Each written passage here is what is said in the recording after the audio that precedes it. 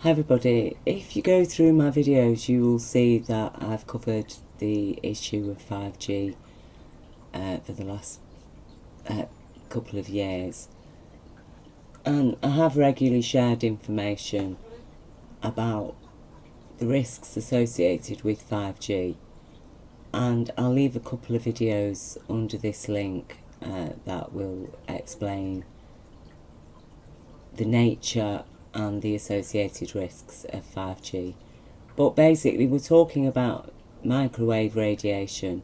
Now, although it's described as non-ionising radiation, we have to understand that traditionally the difference between ionising radiation and non-ionising radiation is that ionising radiation can penetrate human flesh and cause damage to human tissue, to our DNA, cause all kinds of damages. Whereas non-ionising radiation is considered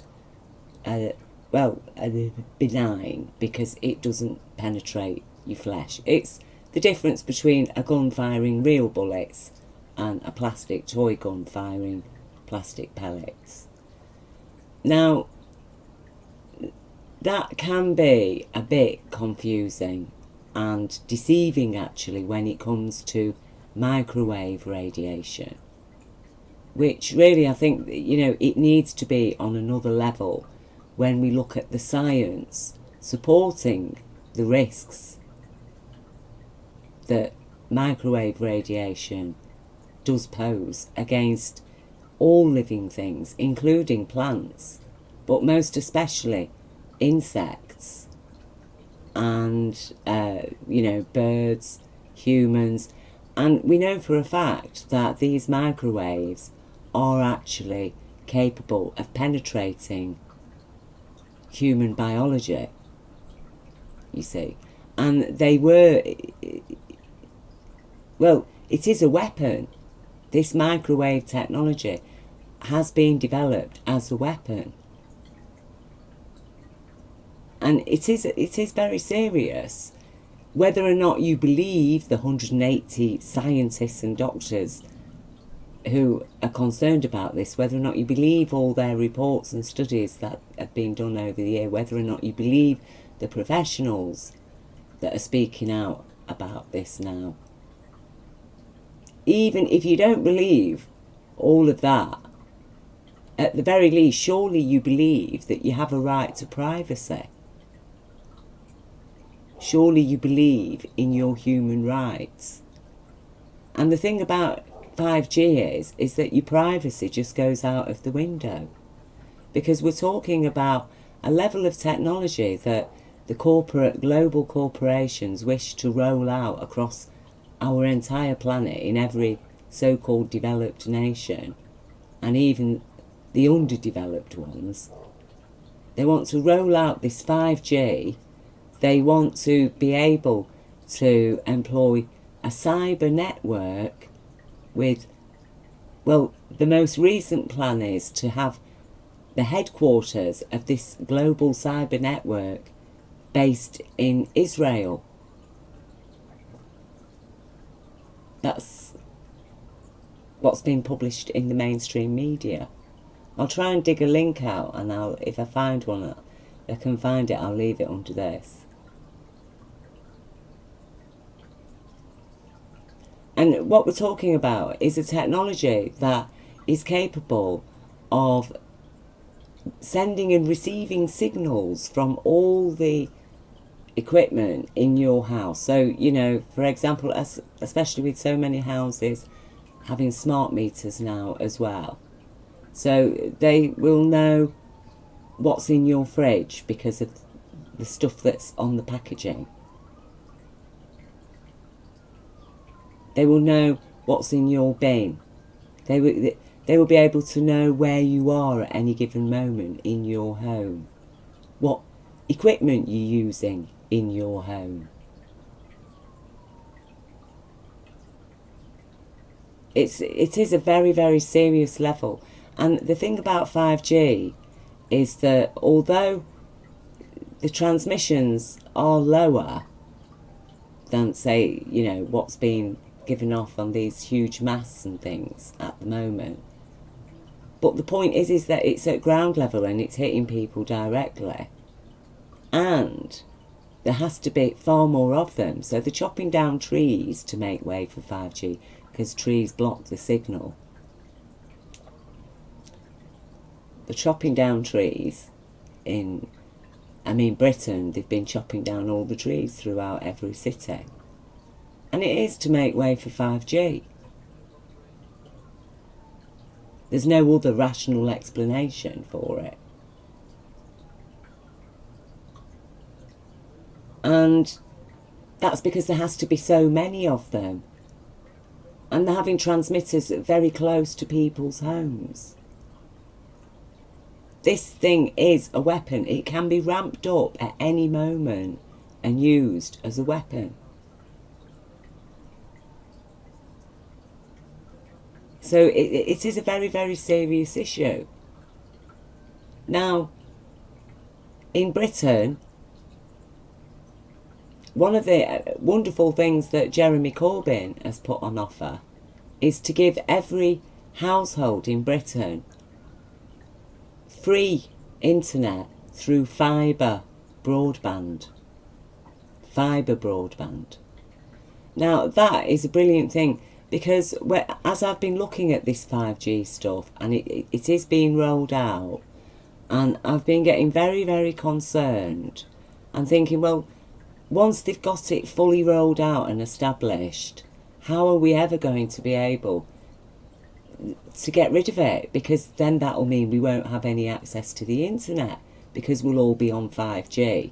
So we won't even have the option of, you know, chopping down the 5G towers, because then we're just disconnecting ourselves from the World Wide Web. You see. So how will it be possible for us to revolt against the corporation once we realise exactly what damages it is causing us and how much control it's exerting over us through its technology that it fully controls?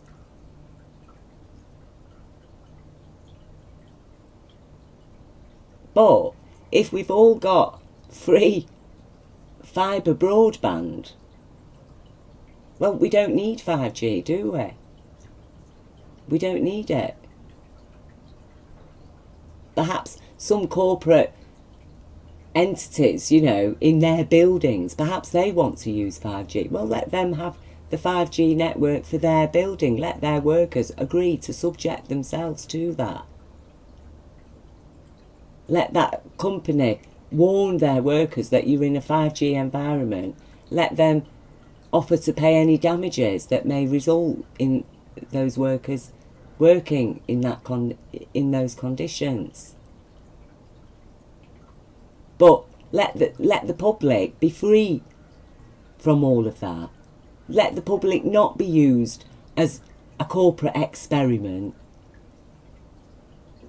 Because we've seen it before, haven't we? We've seen it with, say, for example, asbestos.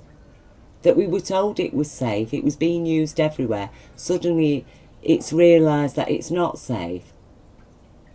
We get this big battle for years and years, until finally it's accepted that, look, asbestos is dangerous. Right, it has to be banned, it has to be removed from society. It's dangerous, it is actually deadly. Oh, right. But for how long were they telling us that, no, it's perfectly safe?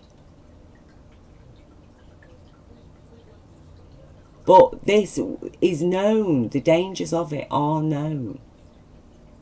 And so, you know, this is just one more reason why we need to vote for Jeremy Corbyn. Because, you know, I'm not saying that he's made this offer specifically to thwart the progress of 5G.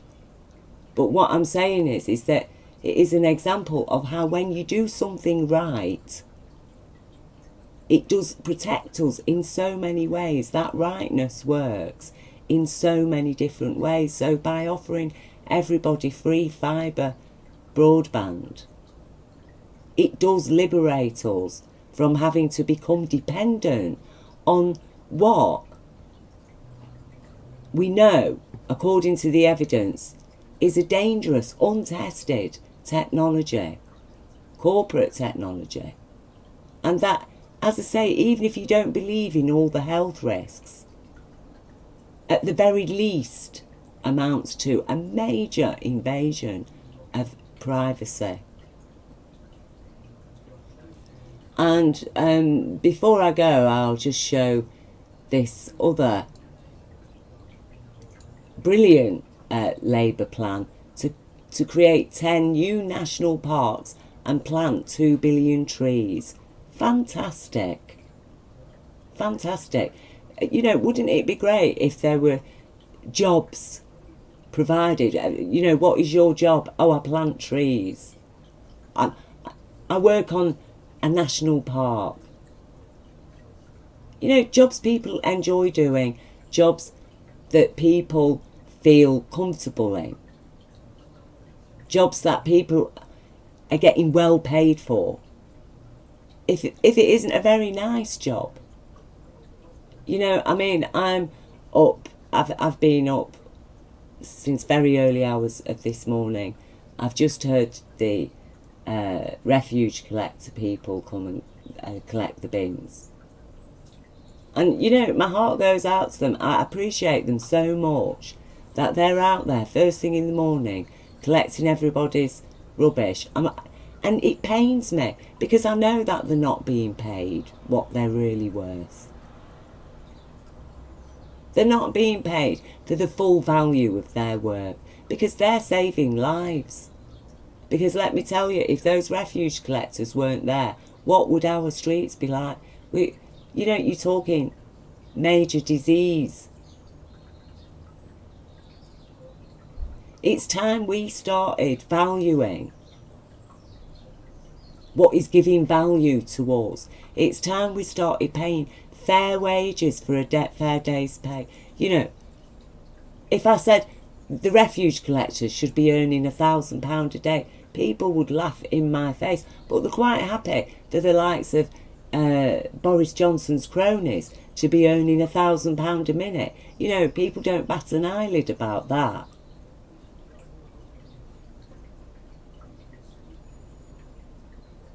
You know, and I'm not saying that refuge collectors should be earning £1,000 a day.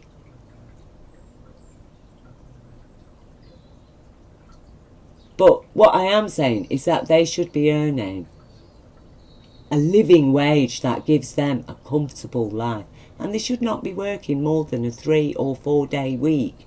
Not with today's level of technology that we've got and the amount of hands we have to do the work that's needed. And our children have a right to quality time with their parents. That was why one of my proposals for change that I was asked to write for Occupy was that parents only work a 3 day week because their child is entitled by right to have quality time with their parents, and that people have time to spend in their local communities. That we need local community projects like growing food or even setting up our own community eco power stations. You know, there's all kinds of options available to us once we realise that, look, we don't have to be slaves to this heartless corporate machine that's only got one objective on its mind: profits, profits, profits. And the people driving the machines have got depraved lusts, really, and greed, just unabated greed. So, you know, I just wanted to share those couple of things anyway, and as I say, you know, this 5G stuff, it is very, very, very serious. And as I say, it's just one more reason why we need to vote for Jeremy Corbyn. And just hope that we don't have yet another rigged election in Britain, because the elections here are very insecure. And it's very disturbing witnessing the polls, especially the YouGov polls that are showing Boris Johnson with a healthy lead. I mean, that is just incredible to even believe for one moment that a guy who's getting booed everywhere he goes, who can't even face Andrew Marr, you know, answering questions on a BBC political show, that he is in the lead. You know, that it is actually impossible. But that's what we're being told. And then we have to think, well, is that forerunner then to a rigged election? Because they can say, well, you know, the polls predicted it. And what's going to happen if he gets in? I mean, I've just made a video, I've just uploaded one, titled, could this be the last UK general election? Because if they get in, I mean, that's the risk. That is the risk that we're facing. You know, we have to accept it. According to the evidence, that's the risk that Britain as a nation faces, that if Boris Johnson gets in, bang, wave goodbye to any chance of democracy happening in Britain ever again. That is how bad it is. And, you know, that's why I do feel very upset that Parliament agreed to this general election for it to be held with Boris Johnson still at number 10. You know, I think we should have had an interim government before we held this general election. But it is what it is, and all I can do is hope for the best and prepare for the worst. And, you know, 5G is all part of that worst.